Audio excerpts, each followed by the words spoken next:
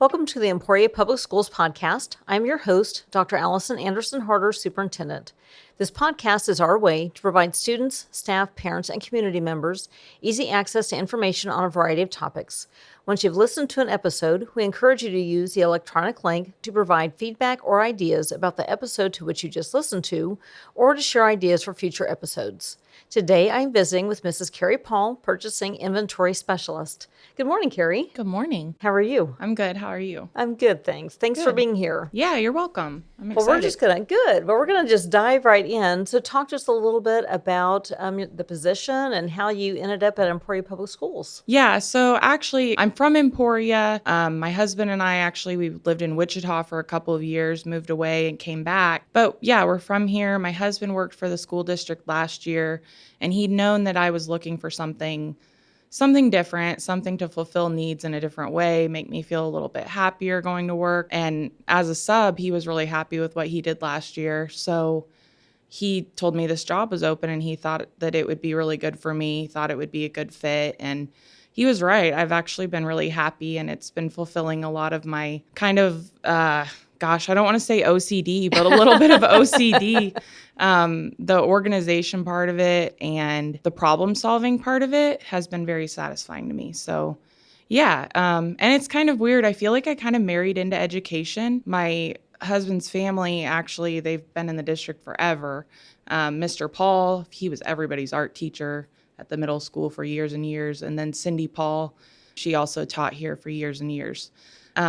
So it feels like I kind of married into it, but I was never as interested in the education side of things. So I didn't know that there was a way that I could help support USD 253 until this came around. And I'm just really happy you found it. Good. People don't know all the behind the scenes that happens to make schools work and run smoothly. So we're going to talk a little bit. And so when we're talking about organization, just the amount of supplies and the variety of supplies is just, unless you're actually talking about it and explaining it, people just don't know about it. So talk about what the purchasing inventory specialist does for Emporia Public Schools. So as you were stepping into that position, how did you acclimate, and what does that position do? So stepping into the position, I had a little bit of time with Dan, who was here before, and he gave me a really good overview of what it was that I would be doing. To me, the most important part of the job is trying to find the most economical options for the school district as far as purchasing goes. I mean, that's my big part is I want to see how I can save us the most money and get the most bang for our buck as far as buying things in bulk for the district, or making sure we can maybe save some money here, save some money there. And I've got some good ideas on ways we can move forward in the future and save even more money. So that's a big part of the joy for me of the job, is when I feel like I can find somewhere where we can make a really big impact and difference. That's really satisfying. Purchasing, that's a big part of it, and finding the best prices, the best products, what's going to, help the schools the most. And then another part of the job is keeping track of the inventory within the schools and some of the things that we have, and making sure we know, where they're at and who's using them and all of those things. I take care of like the hazardous waste for the school district, ordering supplies for the custodians, supplies for the teachers. And it's a wide range of things. It's kind of crazy.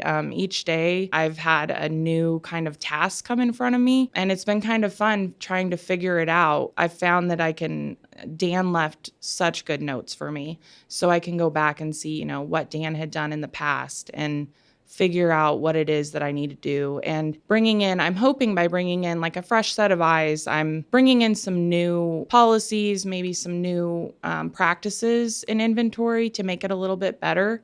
And I'm definitely open to feedback. I want to know what everybody thinks.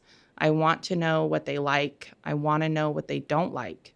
That's the only way we'll ever make it better. Right. And so you mentioned hazardous materials. So that's something that we don't always think about. So chemicals that science teachers use, we have to be very careful. And there's a process about how we dispose of those, as well as textbooks. We just don't throw them in the trash. There's a process that has to be followed. Maybe just brush on the hazardous materials at disposal. process, and then also just when we have textbooks and how we dispose of those as well. Yeah, so we actually just went through kind of a summer purge, and I took care of our hazardous materials as well as the shred materials. And when I say shred materials, those are, books that we aren't using anymore. They're not in our curriculum. And unfortunately, there's not another place for them to go. We all wish that there was. That would be wonderful, but things change, education changes, and we move forward. So one of our big tasks for the summer was to gather up all of the materials within the district and condense it down into shred. So we packed up a good deal of some pallets, packed them up for shred, and we contacted a company that takes that away, and they actually recycle the materials. So they're not going to a landfill or, really, to me, it's the most responsible way that we could have disposed of the books. So that's one thing that we do. And then as far as the hazardous waste, that was kind of presented to me. I knew a little bit about what I would do, but you don't think of hazardous waste. You think of like cleaning materials, things like that. One thing I had to deal with last week were some pig eyes, and it's just those things that someone came up to me and they said, "Hey, we have some pig eyes." And I thought, wow, I never thought someone would say that to me, but they did, and we figured it out. The thing with hazardous waste is you have to get rid of that responsibly. We don't want that in our water. We don't want that out in our environment. It's just the right thing to do, finding the right way to get rid of it. And I use a company called Clean Harbors. Clean Harbors comes by, they pick everything up, and they were actually here for about an hour, 2 hours, packing it up in the right way to make sure that it got to its final destination responsibly. Right. Well, and as we've talked about with the math curriculum, the math resource that we have, I mean, pre-K through high school, those are a lot of materials to just change out. And then we were just finishing out our English language arts preschool through high school last year. So we've had a lot of turnover as far as materials. So that's been a big project that you've taken on. Yeah, it has been a big project, but we got it done.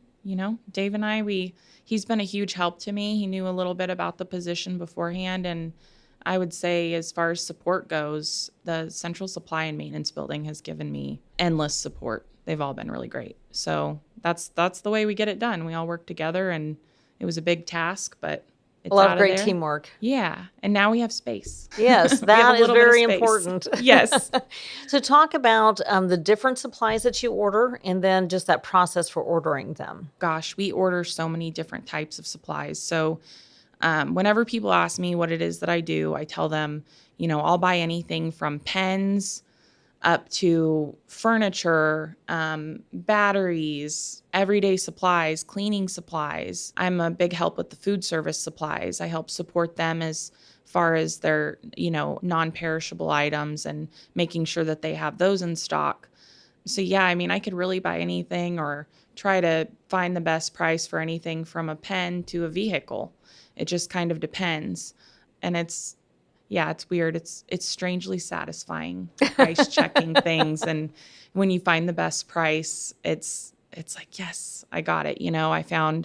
I found the best deal, and that's felt really good. Awesome. Well, and it benefits the whole district because what money you save there can be used for other materials that maybe just might be higher priced than before. Yeah. Yeah. So since you started July 1st, what would you say is the most unique supply item that you've ordered? Gosh, I looked at that question and I've thought about it quite a bit, trying to think of what the most unique item was. It's been kind of a hard one. And like I said earlier, like that big range of supplies that I've ordered, I've ordered like batteries for AED machines. I've had, teachers come to me with little like challenging things like I need a cart that does this for this purpose and this. So I haven't come across anything like particularly strange yet. The strangest thing I've had in this job is the pig eyes. That's the strangest. It's not a thing that I ordered, but it was a weird thing for the day. But otherwise, I'll tell you, I thought about that question quite a bit. I couldn't think of anything really way too weird. It all seemed pretty normal and it's early, to me. right? So we're just getting into the first month or so. So seems like a lot longer. There's been a lot that's happened since July 1st. Yes. It's been really busy. It has been busy. I hopped in on this job as soon as school started. So, or just before school started. And luckily, sitting down with Dan, he gave me a good timeline of when things needed to be done and what was ahead of me for the next month or 2 months. And I'm really proud of what we've done. We got all the school supplies out before school started. That was a huge goal of ours. And I think I really felt it when I took my boys to their open house. They both go to Walnut, and I took them to open house, and I saw, all the little pamphlets with the construction paper, and I saw the walls decorated and the sanitizer stands that I'd ordered. And I thought, when you get a job, you always kind of look for that higher purpose. What am I doing? Why am I doing it? It's got to make a difference in somebody's world. Otherwise, it feels menial. And going into that open house and seeing all of the things put into play, it made me feel really good. It gave me the warm and fuzzies. I thought, well, they wouldn't have these cute little folders and the sanitizer stands and all the things if we hadn't put all the work into getting it all out to them. So it sounds really simple, inventory, purchasing, things like that. But without all of the support roles within the district, you wouldn't bring home the cute things, the things my 5-year-old brought home that said, happy first day with a drawing of him and 6 of us, even though there are 5 of us, but he drew 6 of us on there. And I thought, Premonition? No,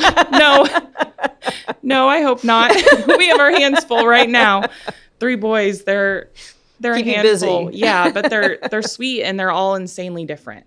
So it keeps us on our toes. But yeah, taking home the little piece of paper with the things drawn on it, I'm like, this is why I'm doing what I'm doing. And it feels pretty good.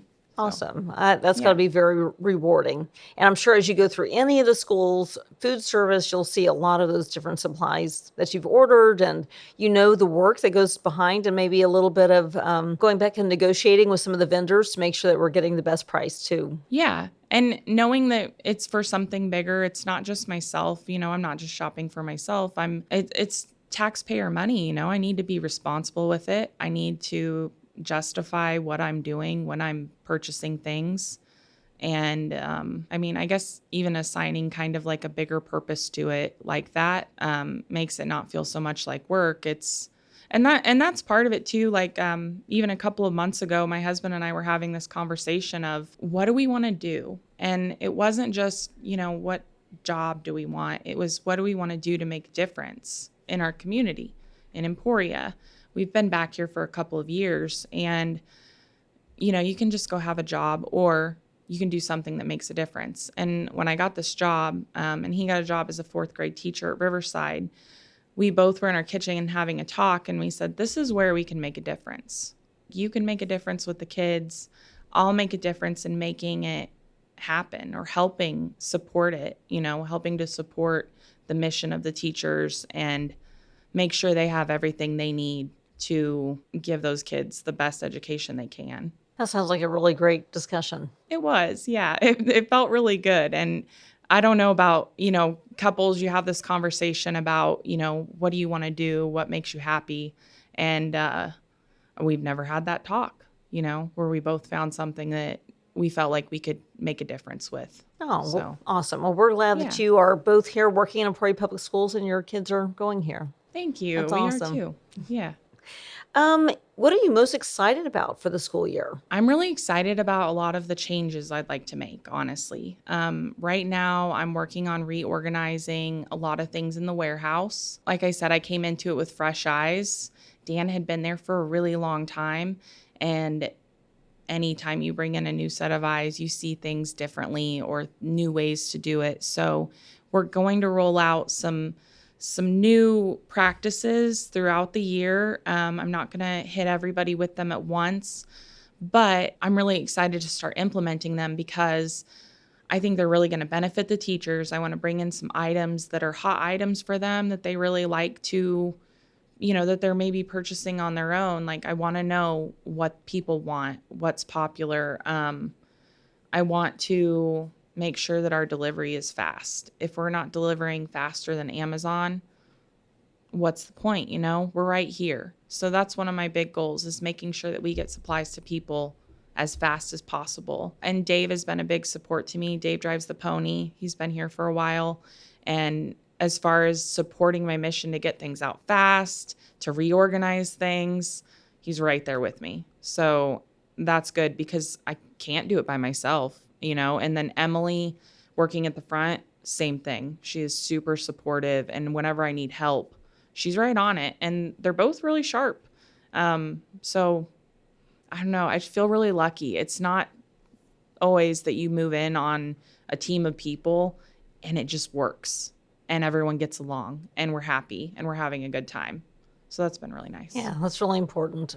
And I will just clarify the pony because that's our interagency mail. But then, so I remember going to another district and asking about their pony, and they looked at me like, "What are you talking about?" So that's kind of an Emporia Public Schools term that's been around forever. But that really is our interagency mail, and how that things get delivered from building to building, and doing that on a regular basis. So every day there's a schedule. Pick up the whatever goes to another building or to the district office, and then he takes it around. Yeah, he has a route he follows every day. He's got a pretty consistent schedule, helps me out first thing in the morning, getting orders ready and things like that, and then goes out on the pony route. I've gone out with him a couple of times just in case I need to help him fill in, and he's given me a really good understanding of, where he goes, how he does it, what he's doing, and I think it's a really cool asset that we have actually, to have somebody that can trade our stuff within the schools because it just saves time, and we don't have to use the regular mail. It can be quicker than mail. Yeah, absolutely. Well, and more cost effective, really. Yeah. Well, is there anything else that you'd like to add that we haven't discussed? I don't know. I mean, I'm really glad to be here. I've enjoyed my time here so far. Everyone's been really supportive, and it's strange. It's like we moved back to Emporia a couple years ago, but coming back here, it's like coming back home to a home I never had before. And it's because I keep seeing people I know. It's such a big district. There's so many people that work here that I'll run into somebody and I'll, like Lisa. I'm like, oh, there's Lisa at the high school. And then, Jared Giffen was my third grade teacher. I mean, it's very warming and welcoming. And I like that. And since starting here, I've been very happy with it. So thank you guys for bringing me on. Well, we're really glad you're here, Keri. And you've done a marvelous job. It has been a big job. So thank you for taking it on. You're welcome. I'm happy to. Well, thanks for visiting with us today. And I'm just highlighting for our listeners everything that goes on behind the scenes to make sure that everything that teachers get what they need, staff get what they need, and we keep things moving forward. Yeah. Well, thank you. We'll keep it going. And the support staff plus the teachers, administration, takes everybody. Absolutely. Yeah. Thank you. You're welcome. We will end on our Emporia Public Schools mission statement. We engage, we empower, we inspire. Thank you for listening, and watch for upcoming episodes.